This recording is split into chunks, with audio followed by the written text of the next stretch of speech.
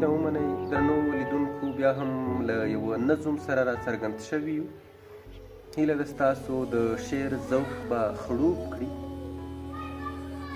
د نظم عنوان دی ما دې وړو کیسو ته مه رابولئ. ما دې وړو کیسو ته مه رابولئ. مثلا غر وخوید سیند راوخوت. مثلا غر وخوید سیند راوخوت. مثلا اور ولګید خلک وسول. مثلا څوک وزېږید څوک مړ شو. ما دې وړو کیسو ته مه رابولئ.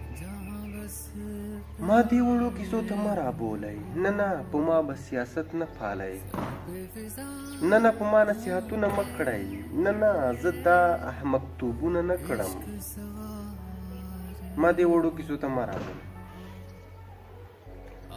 ما دې وړو کیسو ته مه رابولئ. جنګ د وطن نه کوم ډېر مې وکړ. غیرت او ننګ نه کوم ډېر مې وکړ. ژوندون بدرنګ نه کوم ډېر مې وکړ. ما دې وړو کیسو ته مه رابولئ. ما دې وړو کیسو ته مه رابولئ. ما ته ګناه او ثواب مه یادوئ. ما ته تعصب د رنګ او ژبې نشته. ما ته دا ژوند هم یو د فلم صحنه. ما دې وړو کیسو ته مه رابولئ. ما دې وړو کیسو ته مه رابولئ. ما که رابولئ نو راومې بولئ.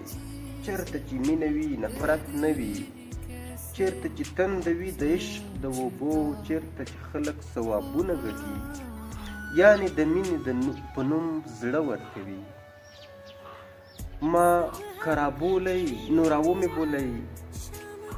چېرته چې مینه وي نفرت نه وي. چېرته چې تنده وي د عشق د اوبو.